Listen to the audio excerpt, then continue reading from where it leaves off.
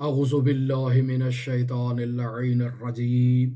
بسم اللہ الرحمن الرحیم الحمد للہ رب العالمین الصلاة والسلام علی اشرف الانبیاء والمرسلین وعلی آلہ الطیبین الطاہرین المعصومین الذین اذہب اللہ عنہم الرجس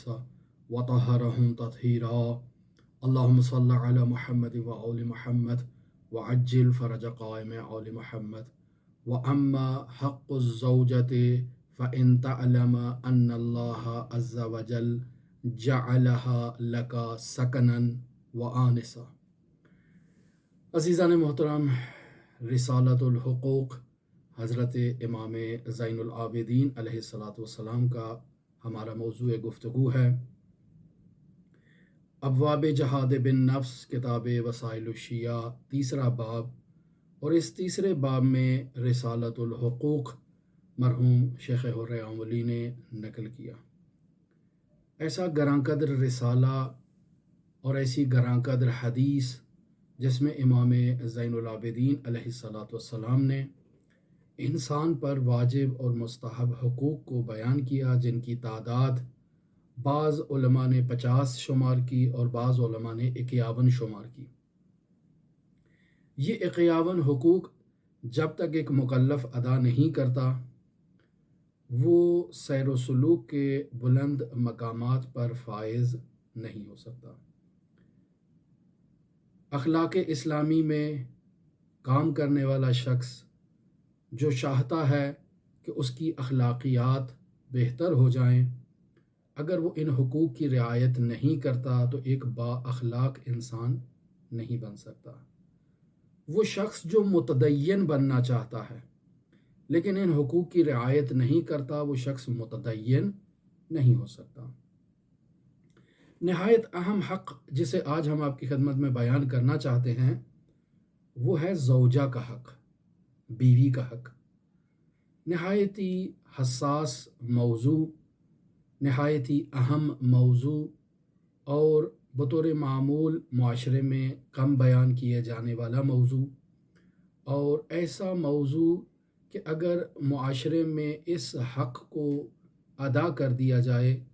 تو بہت سے اختلافات جو معاشرے میں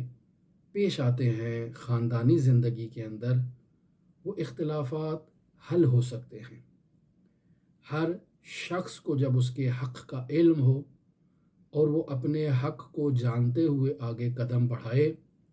بعض حقوق کو قربان کر دے، فداکاری کر دے، ایثار کر دے، اپنی اجتماعی زندگی کو برقرار رکھنے کے لیے،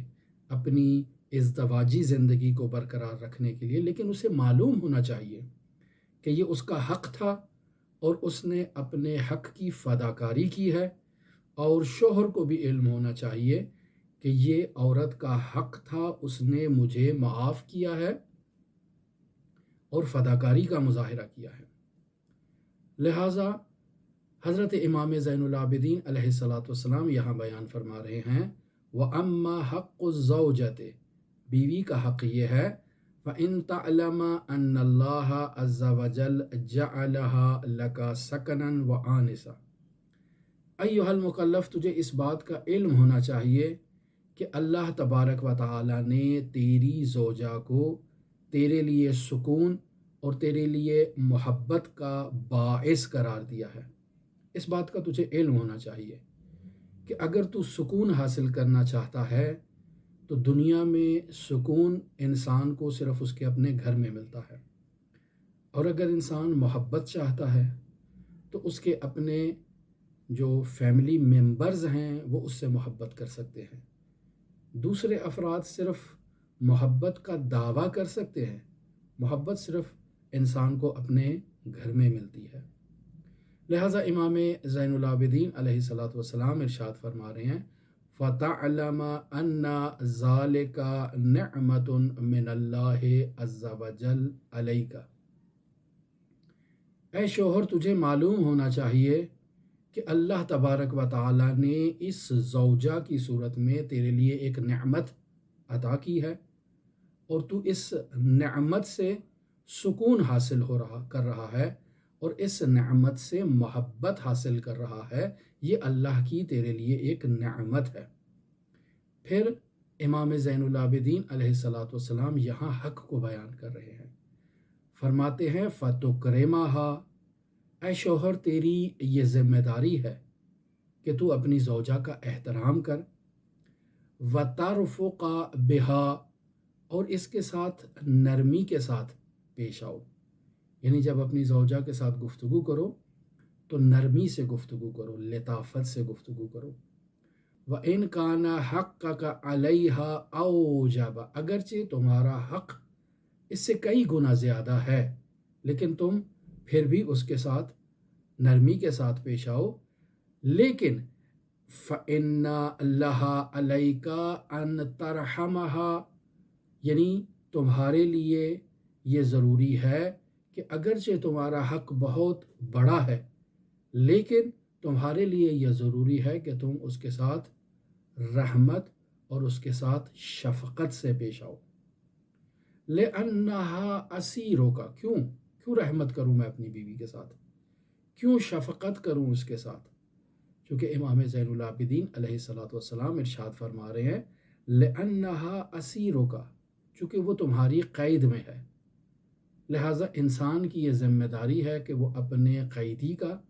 احترام کرے، اپنے قیدی کے ساتھ شفقت سے پیش آئے۔ وَتُطْعِمَهَا وَتَكْسُوَهَا، حضرت فرماتے ہیں کہ تمہاری ذمہ داری ہے کہ اس کے کھانے پینے کا انتظام کرو اور اس کے کپڑوں کا انتظام کرو۔ وَإِذَا جَهِلَتْ عَفَتْ عَنْهَا، اور اگر وہ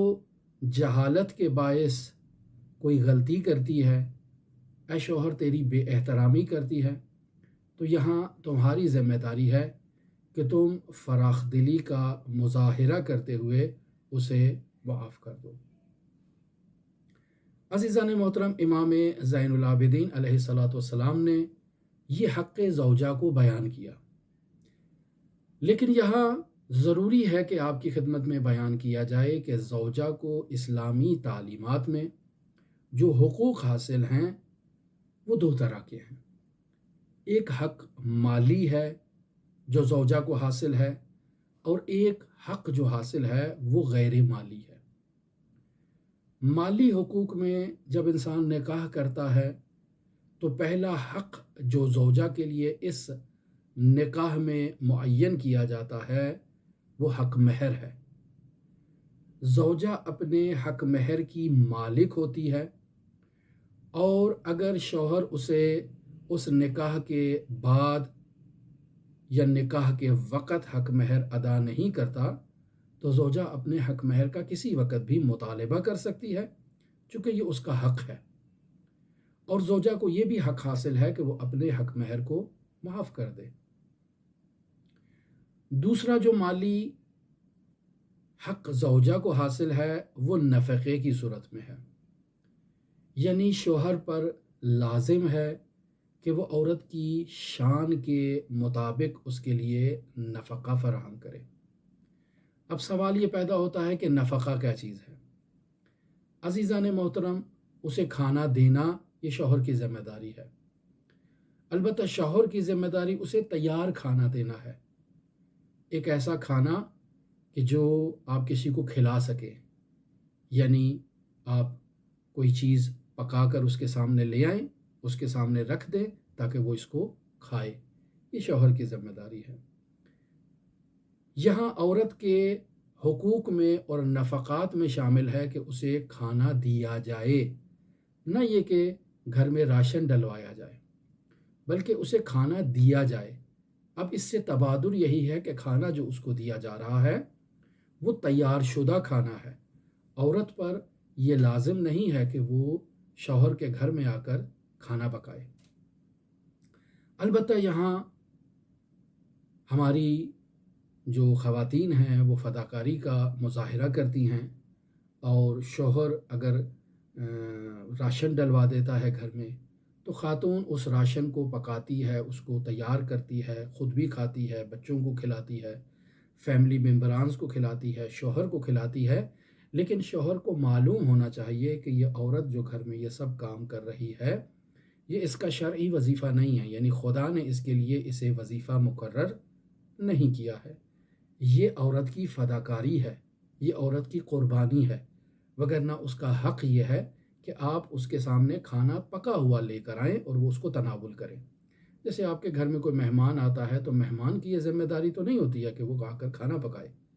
آپ مہمان کے سامنے دسترخوان بچھاتے ہیں اور وہ آپ کے دسترخوان پر آ کر بیٹھ جاتا ہے اور کھانا کھاتا ہے۔ اسی طرح زوجہ بھی آپ سے جو نفقے کا مطالبہ کر رہی ہے، آپ کی ذمہ داری ہے کہ اس کو کھانا خود پکا کے کھلائیں یا بازار سے پکا ہوا لے کر آئیں۔ لیکن وہ فداکاری کرتی ہے آپ کے ساتھ، جو ہے وہ آپ کی زندگی میں ایڈجسٹ ہو رہی ہے، آپ کے ساتھ تعاون کر رہی ہے، قربانی دے رہی ہے اور آپ کے گھر میں کام کر رہی ہے۔ یہاں فقہا کہتے ہیں کہ وہ اس کام کے عوض اپنے شوہر سے اجرت کا مطالبہ کر سکتی ہے۔ کہہ سکتی ہے کہ بھئی اگر آپ ایک خادمہ لے کر آتے جو گھر میں کھانا پکاتی تو وہ مہینے کا آپ سے کتنا لے لیتی؟ 5,000 اگر اس نے لینا تھا آپ سے تو میں آپ کے گھر کے کھانے کا انتظام کر دیتی ہوں، آپ راشن ڈلوا دیں، کھانا میں پکا دوں گی، مہینے کا 5,000 آپ مجھے دے دیا کریں۔ ایسا وہ مطالبہ کر سکتی ہے۔ لیکن یہاں بھی خواتین فداکاری کا مظاہرہ کرتی ہیں اور ایثار کا مظاہرہ کرتی ہیں اور اپنے خاندان کی بنیاد کو مضبوط کرنے کے لیے اس حق سے درگزر کرتی ہیں۔ پھر خاتون کا دوسرا حق جو نفقے میں شوہر کے اوپر واجب ہے وہ یہ ہے کہ اسے لباس دے لا کر۔ لباس بھی یہاں تیار شدہ لباس ہے، آمادہ لباس، کہ عورت اس لباس کو پہنے۔ کپڑا لے کے دے دینا، عورت اس کو بیٹھ کے سلائی کرتی رہے، یہ اس کے حقوق میں نہیں ہے، اس کے حقوق میں تیار لباس اس کو دینا ہے۔ یہاں بھی خواتین ہماری فداکاری کا مظاہرہ کرتی ہیں۔ اگر ان کو خود سینا آتا ہے تو بازار سے سستا کپڑا لے کر آتی ہیں، مناسب ریٹ پر کپڑا لے کے آتی ہیں، اپنے گھر کے بجٹ کو مد نظر رکھتے ہوئے وہ کپڑا لے کر آتی ہیں، خود بیٹھ کر سلائی کرتی ہیں۔ یہ فداکاری کا مظاہرہ ہے، کیوں؟ چونکہ اس گھر کو اپنا گھر سمجھتی ہیں، اور اگر انہیں سلانا نہیں آتا تو وہ بازار سے کوئی مناسب درزی دیکھ کر اس سے سلوا لیتی ہے تاکہ گھر کا بجٹ جو ہے، شوہر کی جو انکم ہے وہ ڈسٹرب نہ ہو۔ یہ فداکاری ہے۔ پھر عورت کا حق یہ ہے کہ شوہر اس کے لیے اس کی شان اور شوکت کے مطابق گھر خریدے، کرائے پہ لیتا ہے، خرید کر دیتا ہے، جس میں اس کو رکھا ہوا ہے اس نے، وہ اس کی حیثیت کے مطابق ہونا چاہیے۔ یعنی اگر وہ اپنے باپ کے گھر، جس گھر میں وہ پیدا ہوئی اور جس گھر میں اس نے زندگی گزاری، اسی کی حیثیت کے مطابق شوہر کی ذمہ داری ہے اس کو گھر لے کر دے۔ یہاں بھی ہماری خواتین ایڈجسٹ کرتی ہیں، فداکاری کا مظاہرہ کرتی ہیں اور اپنے لیے اس معمولی سے گھر کو بھی ایکسیپٹ کر لیتی ہیں جو شوہر ان کو دیتا ہے۔ اس کے علاوہ نفقے میں علاج اور معالجے کی طبی سہولیات کو فراہم کرنا یہ بھی شوہر کی ذمہ داری ہے، اور یہ وہ تمام حقوق ہیں جو مال سے حاصل ہوتے ہیں زوجہ کے لیے۔ اور زوجہ یہاں مکمل اپنے شوہر کے ساتھ تعاون کرتی ہے، فداکاری کرتی ہے، ایثار کا مظاہرہ کرتی ہے۔ اب جب نفقہ شوہر کے اوپر واجب ہے عورت کا فراہم کرنا اور مہیا کرنا، تو اس نفقے کے عوض عورت کی ذمہ داری ہے کہ وہ شوہر کے ساتھ تمکین کرے، ایک اس کے ساتھ ازدواجی تعلقات قائم کرے، دوسرا یہ کہ اس کی اجازت کے بغیر گھر سے باہر قدم نہ رکھے۔ یہ عورت کی ذمہ داری ہے اور شوہر کے حقوق میں سے ہے جو عورت کے ذمے آتے ہیں۔ اور اگر عورت یہ حقوق ادا نہیں کرتی ہے زوجہ، یعنی تمکین نہیں کرتی، ازدواجی تعلقات قائم نہیں کرتی، یہ شوہر کی اجازت کے بغیر یا منع کرنے کے باوجود گھر سے باہر نکل جاتی ہے، تو ایسی عورت کو ناشیزہ کہا جاتا ہے، اس کا نفقہ شوہر کے اوپر واجب نہیں ہوتا پھر۔ لہٰذا یہ عورت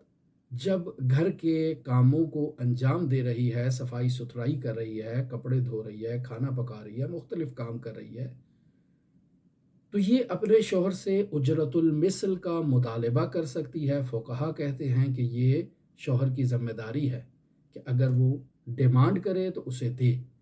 لیکن یہاں خاتون کو بھی اس بات کو درک کرنا چاہیے، اور خواتین درک کرتی ہیں کہ شوہر کی انکم اس قابل نہیں ہے کہ وہ اگر اس کو تنخواہ دے دے تو باقی جو ذمہ داریاں ہیں گھریلو ان کو وہ کیسے ادا کرے گا۔ لہٰذا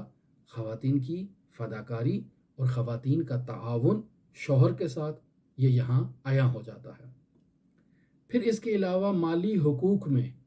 زوجہ کو یہ حق ہے کہ جب اس کا شوہر انتقال کر جائے تو شوہر کی میراث سے عورت اپنا حصہ وصول کرتی ہے۔ یہ بھی مالی حق ہے جو ایک زوجہ کو حاصل ہے۔ پھر اس کے علاوہ اگر شوہر کا انتقال ہو جاتا ہے تو شوہر کی جو پینشن ہے اس پہ بھی اس کی زوجہ کا حق ہوتا ہے۔ اور اس کے علاوہ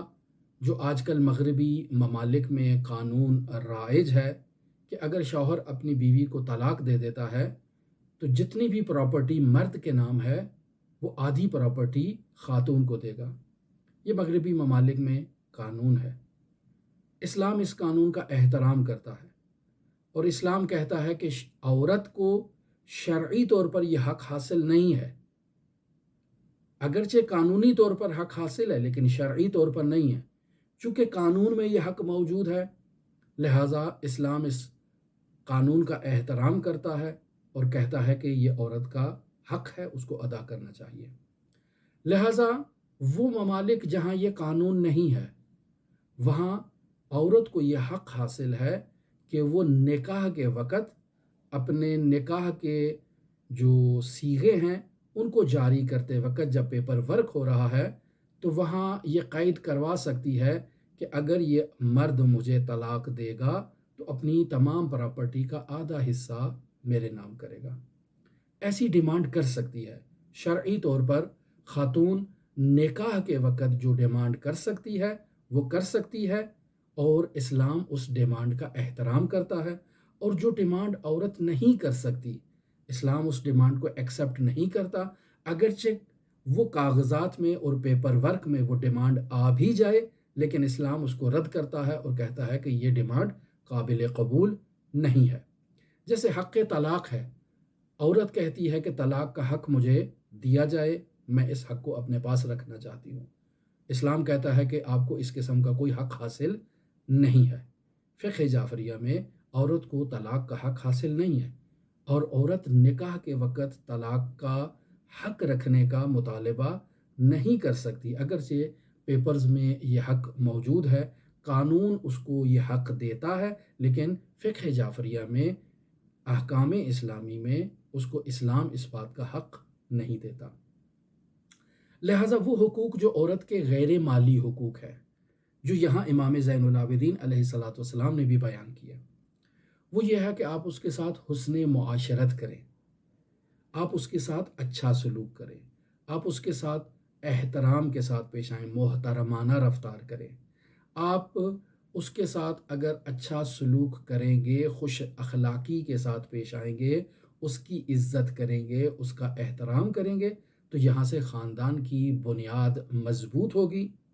جب بچے پیدا ہوں گے تو وہ ماں باپ کے اس احترام سے مثبت تعلیم اور تربیت حاصل کریں گے، اور زوجہ کو بھی یہ تشویق ہوگی کہ وہ گھر کے اندر جو فداکاری کر رہی ہے، جو قربانی کر رہی ہے، تو اسے اس قربانی اور فداکاری کا ایک جذبہ ملے گا۔ آپ نے دیکھ لیا کہ جو چیزیں ہم نے بیان کی ہیں عورت پر واجب نہیں ہے، مرد پر واجب ہے اس کے لیے فراہم کرنا، تو یہاں عورت فداکاری کر رہی ہے، سارا دن گھر میں جھاڑو لگا رہی ہے، پونچھا لگا رہی ہے، ٹاکی مار رہی ہے، سامان کو ادھر سے ادھر کر رہی ہے، گرد و غبار کر رہی ہے، ڈسٹنگ کر رہی ہے، اور کپڑے سلائی کر رہی ہے، کپڑے دھو رہی ہے، جو کچھ بھی وہ عورت شوہر کے گھر میں کام کر رہی ہے، تو ان تمام کاموں کے عوض وہ رقم کا مطالبہ کر سکتی ہے، لیکن وہ درگزر کر رہی ہے، وہ فداکاری کر رہی ہے، یہ گھر اس کا اپنا گھر ہے، وہ اسے اپنا گھر سمجھ کے یہ قربانی کر رہی ہے، تو مد مقابل احترام کا حق رکھتی ہے۔ شوہر سے عورت نکاح کے وقت تعلیم کا حق مانگ سکتی ہے، اسے کہہ سکتی ہے کہ میں تمہارے ساتھ شادی کر رہی ہوں لیکن اس شرط پر شادی کر رہی ہوں کہ مجھے اپنی تعلیم مکمل کرنے دی جائے، اور اسے نکاح کے وقت باقاعدہ شرط کے طور پر ضمن عقد لے کر آتی ہے تو اب یہاں شوہر کی ذمہ داری ہے کہ اس کی تعلیم کا انتظام کرے۔ عورت نکاح کے وقت شوہر کے ساتھ شرط کر سکتی ہے کہ میں نوکری کروں گی، میں گھر سے باہر قدم رکھوں گی، یہ جو تمہارا حق ہے تم اس حق سے درگزر کرو کہ مجھے گھر سے باہر نکلتے وقت تم سے اجازت کی ضرورت ہوگی، تم اس حق سے درگزر کرو، میں نے نوکری کرنی ہے اور یہ پہلے سے میں شرط رکھ رہی ہوں۔ اور عورت سے اگر اس شرط رکھتی ہے اور مرد اس شرط کو ایکسیپٹ کر لیتا ہے تو یہ شرط بھی اس کی نافذ ہوگی، اور شوہر کی ذمہ داری ہے کہ اس کی نوکری سے اس کو جانے سے منع کرے۔ اور جیسے پہلے بیان ہوا کہ اگر طلاق مرد اس کو دے رہا ہے تو وہ اس شرط کو اپنے نکاح میں ڈال سکتی ہے کہ مجھے تمام پراپرٹی میں سے آدھا حصہ یہ مرد دے گا، تو اسلام اس شرط کا بھی احترام کرتا ہے۔ اور عورت یہ بھی شرط کر سکتی ہے نکاح کے وقت کہ میں اپنے سسرال کے گھر میں نہیں رہوں گی، میرا شوہر میرے لیے مستقل گھر خریدے، ایک گھر کرائے پہ لے یا اپنا ذاتی گھر خریدے، میں وہاں رخصت ہو کے ڈائریکٹ اس گھر میں جاؤں گی، میں اپنے سسرال والے گھر میں جو مشترکہ ایک فیملی سسٹم ہوتا ہے میں اس میں نہیں جاؤں گی۔ اور اگر مرد نکاح کے وقت اس شرط کو قبول کر لیتا ہے تو اس کی ذمہ داری ہے کہ وہ عورت کو یا تو راضی کرے، اس شرط سے نیچے اتارے، یا پھر یہ ہے کہ اس کی اس شرط کو پورا کرے۔ یہ وہ حقوق ہے کہ جو عورت کو حاصل ہیں، لیکن ہم دیکھتے ہیں کہ ہماری خواتین مشترکہ فیملی سسٹم میں فداکاری کا مظاہرہ کرتی ہیں، اپنے حقوق سے درگزر کرتی ہیں تاکہ ان کی فیملی کا سسٹم مضبوط ہو، خاندانی سسٹم مضبوط ہو، اور اس طرح سے دونوں میاں بیوی خوشحال زندگی بسر کریں، ایک دوسرے کا احترام کریں، ایک دوسرے سے محبت کریں، ایک دوسرے کے ساتھ اخلاقیات سے پیش آئیں۔ البتہ یہاں ایک یہ بات بھی بیان کرتا چلوں کہ ایک دوسرے کے ساتھ شادی کرنے سے پہلے اگر دونوں لڑکا اور لڑکی ایک دوسرے کی اخلاقیات کو سمجھنے کے لیے ایک دوسرے کو دیکھتے ہیں، ایک دوسرے کو ملتے ہیں، ایک دوسرے سے بات کرتے ہیں تو اسلام ان کے لیے رکاوٹ ایجاد نہیں کرتا۔ البتہ ہمارا معاشرہ اس میں رکاوٹ ایجاد کرتا ہے۔ معاشرہ کہتا ہے کہ یہ ہمارے ہاں رسم نہیں ہے کہ شادی سے پہلے لڑکا لڑکی کو دیکھے، ایک دوسرے سے گفتگو کریں، ایک دوسرے کی عادات و اطوار کو سمجھیں، ایک دوسرے سے بات کریں، اس بات کی اجازت نہیں دیتا۔ البتہ آج کل کچھ معاشرہ ماڈرن ہو رہا ہے اور لوگ اس طرح کی باتوں کو معیوب نہیں سمجھتے، لیکن قدیم میں یہ چیزیں معیوب سمجھی جاتی تھی، لیکن آج کل شادی سے پہلے لڑکا اور لڑکی بات کر لیتے ہیں اور ایک دوسرے کی اخلاقی خصوصیات کو سمجھ لیتے ہیں۔ یہاں بعض لوگ کہتے ہیں کہ اس بات کرنے کا عیب ہے، اور عیب یہ ہے کہ اکثر بات کرنے کے نتیجے میں ان کی جو شادی ہے وہ نہیں ہوتی ہے اور آپس میں ان کا جھگڑا ہو جاتا ہے اور آپس میں ایک دوسرے سے جو رشتہ ہوتا ہے وہ ٹوٹ جاتا ہے۔ جی ہاں، ایسے ہوتا ہے، اور اس کی بنیادی وجہ یہ ہوتی ہے کہ جب یہ لڑکا اور لڑکی آپس میں حلال دائرے کے اندر رہتے ہوئے، اسلامی تعلیمات کے اندر رہتے ہوئے، اسلامی آداب کے اندر رہتے ہوئے جب ایک دوسرے سے گفتگو کر رہے ہیں اور ایک دوسرے کی اخلاقی عادات کو سمجھ رہے ہیں، تو یہی بہت ساری ایسی عادات کی طرف متوجہ ہو جاتے ہیں کہ شادی کے بعد